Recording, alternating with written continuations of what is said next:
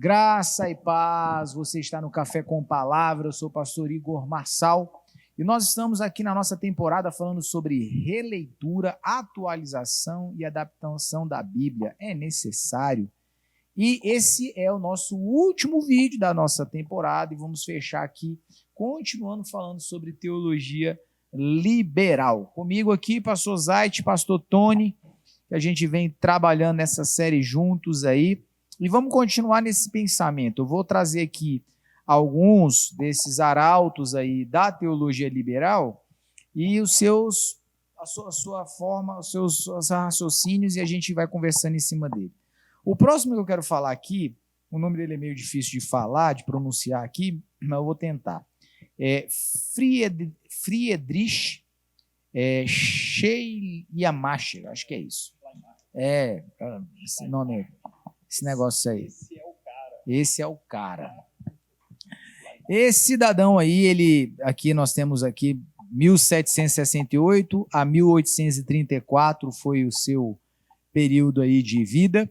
E bom, qual era a sua gama de pensamento dentro da teologia liberal? Bom, ele negava a autoridade e igualmente a historicidade dos milagres de Cristo, algo que o pastor Tony já havia falado anteriormente, que faz parte do contexto da teologia liberal. Ele não deixou uma só doutrina bíblica sem contestação. Ele era feroz nas doutrinas, né? Para ele, o que valia era o sentimento humano. Se a pessoa sentia, preste bem atenção nessa afirmação. Se a pessoa sentia a comunhão com Deus, ela estaria salva. Olha que lindo. Mesmo sem crer no Evangelho de Cristo. Então, vamos lá. Vamos a partir daqui começar a discernir isso aqui. Pastor Tony, e aí, pastor? A pessoa sente a comunhão com Deus, não estou sentindo a comunhão com Deus, então já está salva. É assim que a Escritura ensina, pastor Tony? Não, né? Como diz um amigo meu, no meio do caminho existe uma cruz, né? No meio do caminho, uma hora ou outra, você vai se deparar com a cruz de Cristo. E essa cruz, ela vai mudar a sua vida, né? Ou não. Se você aceitar a cruz, aí você muda. Se você não aceitar a cruz, você segue o seu caminho. Tem um amigo muito querido, pastor Neto Andrade, ele fala uma coisa interessante. Ele fala assim, quando Jesus encontra com você, ele só pede uma coisa. Só uma coisa Jesus te pede. Tudo. Ele fala que o jovem rico falou, só te falta uma pequena coisa. Entrega tudo que você tem. Então, servir a Cristo entrega tudo. Aí se você quiser ficar com alguma coisa, se você quiser ganhar a sua vida aqui, você vai perder na eternidade. Mas se você quiser perdê-la aqui, você tem vida eterna. E aí então tem uma cruz no meio do caminho, né? É isso aí. E aí, pastor Zait, senti comunhão com Deus, estou salvo. Como que isso funciona, hein? Qual que são aí os perigos contidos nessa afirmação, a princípio assim, tão inocente, né? O que você diz aí para nós, pastor? Olha, Romanos, capítulo 12, versículo 1 em diante, ele vai dizer, Paulo diz assim, rogo-vos, né, quase que assim, pelo amor de Jesus Cristo, meu filho, apresente o seu corpo em sacrifício vivo, santo e agradável a Deus, né? E interessante que ele não disse apresente a sua alma, nem o seu espírito, ele falou apresente o seu corpo, né? É carne mesmo. Então, e para produzir um culto racional, né? Não é só uma questão de sentimento, né? A cultura hoje privilegia muito o hedonismo, né? Prazer a todo custo e as experiências, né? E no meio evangélico isso tem entrado muito forte também. Eu tive uma experiência com Deus, eu estou em busca de uma experiência com Deus. E a experiência sem uma firmeza, um embasamento na palavra, né, ela não vale nada, ela não sustenta a fé de uma pessoa. Não é real.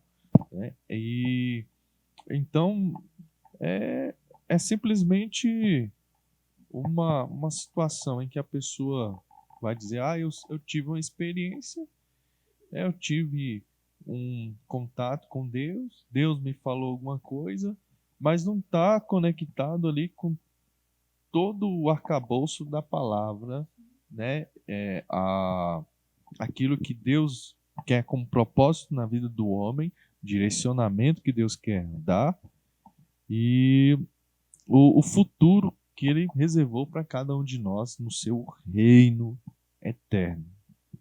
Eu tenho um exemplo prático bem interessante dessa questão, desse perigo de fundamentar o nosso comportamento em experiências e não naquilo que deveríamos fundamentar, que é na Escritura Sagrada, nos ensinos da Palavra de Deus para nós, né? Uma certa feita, um jovem me procurou dizendo que queria vir para a nossa igreja, né? Ele queria estar conosco porque ele teve uma experiência com Deus e ali naquela experiência o Senhor já havia dado a direção que ele deveria ir para lá. Bom, tudo bem, né? Você pode vir, é bem-vindo, né? Saiu tudo bem lá de onde você estava. Ok, vamos fazer o seguinte, antes de você realmente firmar isso que você está proposto no teu coração fazer, vamos dar um tempo, vamos dar uns 2 meses. Você tem liberdade para ficar vindo e vamos ver como é que isso funciona. Ele deu uma assustada assim, mas isso tem uma direção. Eu falei, não, tranquilo, mas vamos lá. Aí 2 meses se passam. Na verdade, nem foi 2. 1 mês e pouco ele me procura de novo. Falou, pastor, então, eu vou voltar para a minha igreja. A igreja de onde ele vinha. É mesmo? Uai, que bom, né? Mas o que aconteceu? Não, eu tive uma outra direção de Deus. Eu falei, rapaz, interessante, né? Deus muda assim, né? Rapidamente. Mas tudo bem, vai lá, volte, tudo bem. Aí, alguns dias depois, eu fiquei sabendo a motivação dessa tal experiência aí. Na verdade, tinha uma moça da igreja que ele gostava e essa moça havia feito um compromisso de namoro com outro rapaz na igreja. Então, ele, mediante aquela situação, falou, vou sair. Só que 1 mês e pouco depois, aquela situação não foi avante, ela terminou e o procurou. E aí, então, ele sentiu de Deus de novo de voltar para a igreja onde ele estava. E eu fiquei olhando aquilo e falei, esse é o problema das experiências, né? Porque a Bíblia diz que o coração do homem é extremamente enganoso. O coração do homem, ele é fraudulento, ele é enganoso. Então, a pessoa que vincula o seu comportamento, as suas decisões, as suas escolhas baseado em experiências, não é que ela tenha, ela está incorrendo 99,9% de chance de cair em erro, não é? De achar que aquela experiência que ela teve com alguma coisa que foi falada, alguma música, alguma situação, que aquilo dali pode nortear suas decisões. Isso é um perigo muito grande. Eu não estou dizendo que as experiências elas não podem ser reais, elas podem ser sim. Mas o que fundamenta o nosso comportamento, ou melhor, deve fundamentar a nossa atitude, o nosso pensamento, é a Escritura, é o que está escrito lá. Se a experiência ela vem para poder consolidar a convicção que eu já tive através da Escritura, top demais, que ótimo. Eu vi na palavra de Deus que o Senhor tem para mim um caminho de entrega, de renúncia, e de repente, num momento de adoração, tive uma experiência que trouxe aquele mesmo sentimento, como se fosse algo que o Senhor me impulsionava a fazer uma oração, a me entregar ali, de repente, em um momento de comoção. Isso não tem nada de errado, mas a experiência não é o fundamento é o que a Bíblia me aponta. A experiência é apenas uma expressão emocional baseada naquilo que eu já sei. Por isso que fé, ela não é baseada no que eu sinto, no que eu vejo, no que eu experimento. Fé é baseada na verdade. Eu creio porque está escrito. Está escrito, eu creio. Né? Então, esse é um ponto extremamente importante aqui de se entender dentro dessa proposta teológica enganosa, tá? Baseada no sentir, né? Por essa razão, a gente tem esse fenômeno de um monte de pessoas que são batizadas sem terem, de fato, terem tido a experiência de salvação. A gente tem esse fenômeno que é uma coisa absurda, pessoas sendo batizadas, pessoas participando, né, de tudo aquilo que uma pessoa que é inaugurada, que é inserida dentro do contexto da comunhão da igreja, em poder fazer, sem ter tido sequer uma experiência de salvação. Ela foi levada por uma situação ali a sentir-se bem com Jesus, ou com a fé, ou com amar a Deus. Não, eu amo Deus, como assim? Se eu não amar Deus, eu salvo o capeta. Eu não quero o capeta, eu quero Deus. Então eu amo. Então isso está suficiente. Não tem experiência de salvação, não tem arrependimento, não tem consciência de pecado, não entende absolutamente nada sobre isso, e como não tem nada disso, não tem mudança de vida. Mas ela foi levada a crer que o mero saber de experiência é suficiente. Então isso é absurdo, né? Isso é absurdo e sem qualquer tipo de, enfim, né, de realidade. Vamos para mais outro aqui, arauto dessa teologia liberal. Acho que é isso, Albrecht Ritschl. É um nome esquisito, mas é alguém relevante, você vai entender por quê. Ele vem aí em meados de 1822 e vai até 1889, e para ele diz o seguinte, olha, na contextualização dele sobre a teologia liberal, diz que a experiência individual, ela vale mais que a revelação escrita. Olha só, ele vai além do processo, né? Ele vai além do processo. Assim pregava que Jesus só era considerado filho de Deus porque muitos assim acreditavam. Ou seja, só era real aquilo porque as pessoas acreditavam naquilo. Então, se eu deixar de acreditar que o adultério é algo que Deus abomina, então ele vai se tornar algo aceitável. Se eu deixar de acreditar que a santificação, ou melhor, o sexo fora do casamento é algo errado, então ele deixa de ser. Ou seja, a fé, ela não vem de Deus, a doutrina, ela não vem de Deus para mim, ela vai de mim para Deus. Sou eu que defino o que é doutrina agora. Então, o que eu creio é doutrina, o que eu não creio não é, e Deus que se aceite isso aí. Ele que se vire em aceitar isso daí. Vou terminar a leitura aqui para vocês comentarem. Negou, assim, sistematicamente a satisfação de Cristo pelos pecados da humanidade, pregava que a entrada no reino de Deus se dava pela prática da caridade, da comunhão entre as pessoas e não pela fé em Cristo. E aí, pessoal? O que vocês têm para me falar sobre essa conceituação aqui? Então, quer dizer, pastor Zait, que a revelação, que a experiência individual, ela vale mais que a revelação escrita? É isso mesmo?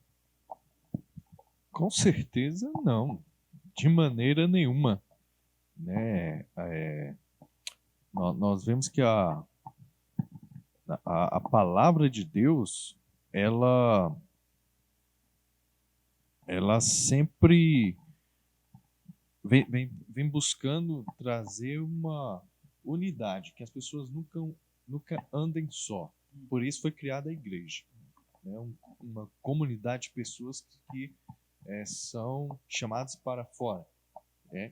E essa comunidade de pessoas ali, elas vão entrar em conexão e também vão sondar e verificar se o que está sendo pregado, o que está sendo aprendido e ensinado é coerente com o ensino primordial de Cristo, né? Então não existe essa questão de uma experiência individual sobrepor sobre, né, a palavra de Deus, né? E a igreja, ela guarda a palavra, né? E tendo Cristo como cabeça, nós somos o corpo aqui, né, de Cristo Jesus, e nunca uma experiência individual tem validade sobre a palavra de Deus.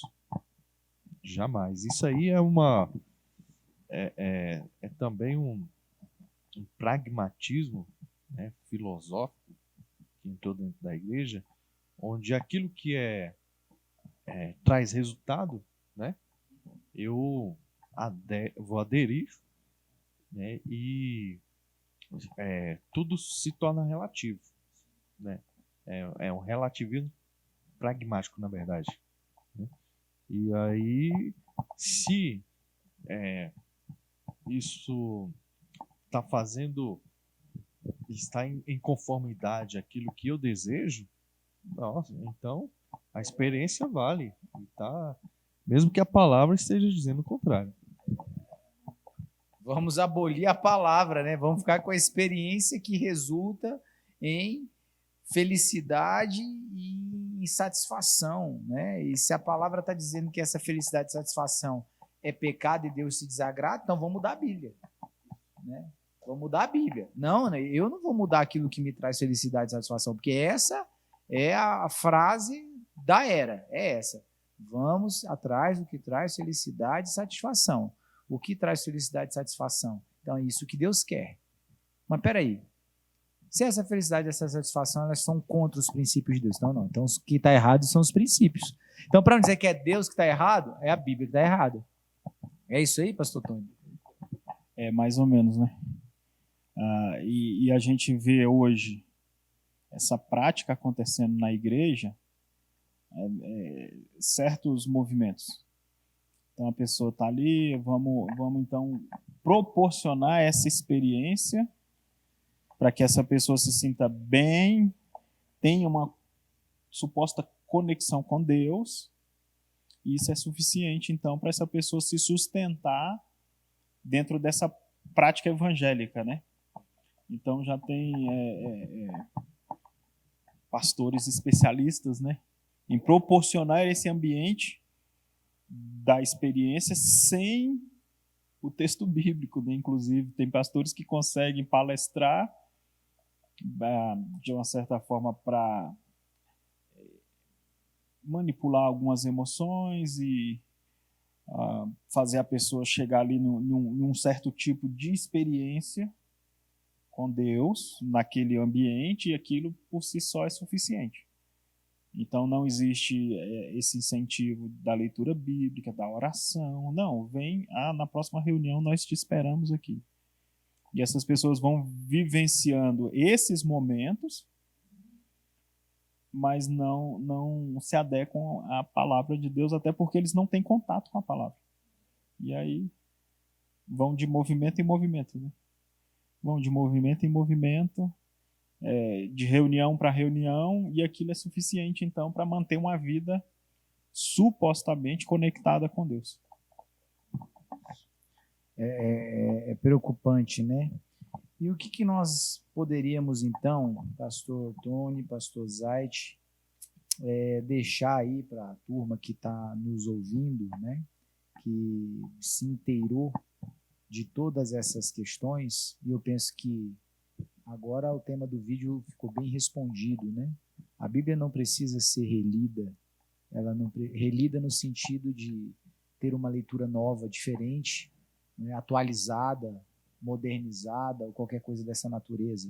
Ela é atual, ela não precisa de releitura, de ressignificação, ela é completa, ela não é defasada, ela não é insuficiente, ela pode e com certeza uma pedra no sapato para muita gente que não quer abandonar o pecado. E eu estou falando de pessoas que se julgam cristãs, né?